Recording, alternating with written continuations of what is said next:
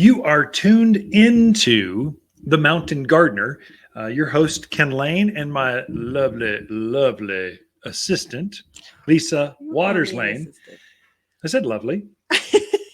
So, anyway, Lisa, she comes in with your garden questions. Just what are people talking about in the landscape? What are your neighbors seeing in their yard? And we try to share that. We get through this through emails or just things on the floor or just people coming in. These are the top questions for this week. Lisa, welcome. Yes, thank you. Good to Yeah, be back. it is good to be back. So I didn't go anywhere. don't you look forward to this segment every single week? I do. Actually, it's kind of hard to come up with topics every week. It is. 10 minutes nonstop. And I do the other, you do 2 segments. I'm doing 4. So an Yeah. hour's worth of airtime. It's true, but you have a lot more words rolling around in your head than I do in mine. So. Anyway, what kind of questions we got? What do you Sure. got going on? Well, Sherry has a question. She moved into a home with some lovely grasses, Carl Forester, pampas grass, and she wants to know, do they have to be cut back, first of all? And if so, what time of year do you do it? So your grasses are in all their glory right now. So pampas grass, coral foresters, bunny grass. We've gotten some huge selections of grasses in. They're all in bloom. They're just stunning. They're gorgeous. You let them bloom through the end of the year, usually sometime in January.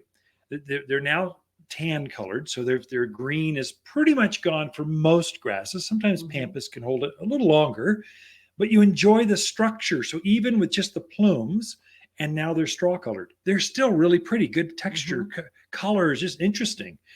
And so enjoy those. Sometime in January, the snows come, there's been a rain or two, and they start to lay over, and then they start to lose their shape. So that's your cue. You don't look so good anymore. I'm cutting you off. And then you go through and you cut them back. Most grasses, you're cutting back pretty much to ankle level. If they're really big, like pampas grass, you might go knee level or so, but you're cutting back to that curlicue or matted area that you'll naturally see at the base of that grass. Cut it back. And then in March, you're going to fertilize it again, and it will start to grow back up, and it grows and grows and grows. And then sometime in summer, it starts to bloom again. And then it just does that through the end of the year. So it's got a very long, pretty cycle to it. Even whether it's green or brown or straw colored, sometimes they turn red, they turn different colors. Enjoy that. Don't feel like you're rushed, but you prune back grasses after the new year through March or so. And then you just enjoy them the rest of the year. The main thing with grass is you need to fertilize them because they're very, if you fertilize them more regularly, they get better color, they get chubbier, fuller, and the plumes on them will be very large and way more of them. If you don't fertilize them at least 3 times a year, the like pampas grass be real thin and wispy. They look mangy, not sexy, voluptuous, pretty. Just oh my gosh, look at me. Voluptuous. Well, some grasses are. they have that pretty look to them. That is true. Yeah. I would agree. So good idea to cut them back. Some people don't do it, but it really is healthier for them to be cut back. The one that doesn't get cut back would be like bear grass, B-E-A-R, bear, the native That's one. That's not even really a true. Yeah, but it's called a grass. But don't cut that one because it's evergreen. Yuccas, those are not grasses. They stay evergreen. So don't cut those back. And we're talking true ornamental grasses, not lawn. A pretty grass. It's up, knee high to head high, somewhere in the yard. Those do better when they're cut back in the winter, early spring sometime. And then if you don't, what happens is like pampas grass. It has brown stems, leaves coming out, and then you get some green ones. You get this mishmashed green, brown. If you just cut it back, fertilize it, it'll all be green and pretty and just looks better, cleaner, neater. Okay. All right. Next question is from Anne. She's pulling out her summer veggies. Done, tired of them. Just done. Okay. So she wants to get the bed ready for fall crops. Yeah. And she wants to know, is it okay to plant rather, quickly after you pull the summer ones out? Yeah. And what kind of nutrients and what would you add to the soil? Yeah. So that's so we have 3 main planting seasons here. Early spring.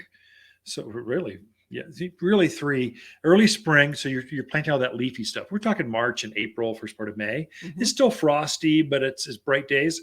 Those you're planting spinach and lettuce and kale and cabbage and broccoli, Brussels sprouts, all those you're harvesting the flower or the foliage. Mhm. Those things like the cold. So you plant them while it's still cold out. Then comes the summer planting season. That's what we're talking about. Cucumbers, saying you're harvesting the fruit. So Mhm. tomatoes, eggplants, watermelons, pumpkins, things you're harvesting the fruit, not the foliage. Those are all summer plants. They don't Mhm. like the cold. They like the heat. So typically the locals here, at least in the central highlands area of Arizona, we're planting after Mother's Day because that's Right. typically the last frost, typically, not always, but we'll start planting there. Then they're starting to lose production. So you've picked the eggplants off and they just aren't producing like they were. The days are getting shorter. So the summer plants love, 24/7 daylight. If you could give it to them 100 degrees, that's good. They're okay with all that heat. It's now cooling down and the nights are cool and the days are shorter. So they're starting to, some of those big tomatoes, they Yeah. just aren't forming tomatoes like they Right. were 2 months ago. Mhm. So when they stop producing, rip them out of the ground. You're done with them. Why water those things? They don't need it. And then that frees up space for the next season, which is we have a whole nother fall season, kind of like the early spring. The same plants you plant in early spring, you can plant starting now, and they'll produce right through winter. So kale, we pick a Swiss chard right through winter. Mhm. Parsley, spinach, all the winter, the things you're harvesting, the leafy things, those go in now.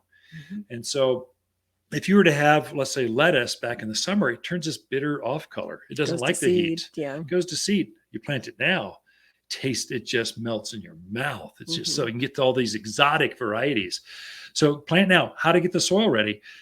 Those summer plants are really big plants and they eat a lot of the nutrients. They use it up out of the soil. So you want to reintroduce that. So add some compost, maybe even some manure. If it's a raised bed or a container, add some more potting soil Mhm. and just add some freshness into that soil and then start plugging right away. You can plant right now through really Halloween or so. You got quite an open window Mhm. here. And we've got crop rotations. The fall crops are here. So all those starts, it's better to go with a start right now than a Yeah. seed. I agree. So they root out faster. So Mhm. I think You get more crop. I beat around the bush a couple times, but I think we answered her question. I Yes, think do it. so. Yeah. Yes. And add stuff into your soil or Add freshen it stuff. back up. Okay. Fertilize. Yep. Right. The all-purpose food and the fruit and veggie food would be excellent. Fruit and too. veggies probably ideal Yeah. for those crops because we've loaded that particular food. We make our own foods with a lot of calcium. And Mhm. the calcium is what brings out the flavor, makes a cauliflower size head bigger, brings on more broccoli heads, makes them sweeter, better Okay. tasting, and larger. All right. Well, our next question is from Ted. He had a large Arizona cypress that Yeah. got taken out by a car. Part of Oh it got no. taken out. Oh, that His hurts. question is, will that put new branches out, or is that always going to be a horrible reminding scar? It's always going to be a horrible reminder. Conifers. So all your evergreens, the things with needles typically are called conifers. So Mhm. cypress, cedars, junipers, spruce, fir, they're all conifers. Mhm. Conifers do not, typically their new growth comes on the tips, outer edges, and on the inside of the tree. If a major branch is broken off, the bark is so thick that the new leaf buds can't really come through that bark. And so it never really grows on the inside of that tree. Mhm. So I don't know what happened, but if the tree hit it, broke a branch, and had a big mangy scar down the trunk, paint it black. There's nothing you can really do. Plant a tree in front of it. It's not going to put new limbs out at that spot. Unfortunately not. Right. What you can do, what will happen is if you fertilize, you have to give it a really good dose. So that's for the all-purpose plant food. That's it's more acidic. Mhm. Evergreens love that food. Right. Put it on now. Put it on again, let's say next March. And what you're going to do is not grow out of that mark, but make the side branches to grow sideways, filler. So it'll fill in from the side branches. Mhm. It'll finally grow that way because it gets all the sunlight. I wouldn't try to grow it out of the trunk, but out of the whatever those side branches are. And Yeah. Arizona cypress, they get 25 feet wide. They're Mhm. they're magnificent. Encourage it to get wider and chubbier, and it'll all be good. So should he? We're out of time. Never We mind. are out of time. There we go. Good questions this week, folks. Ken and Lisa Lane, the Mountain Gardeners, will be right back after this.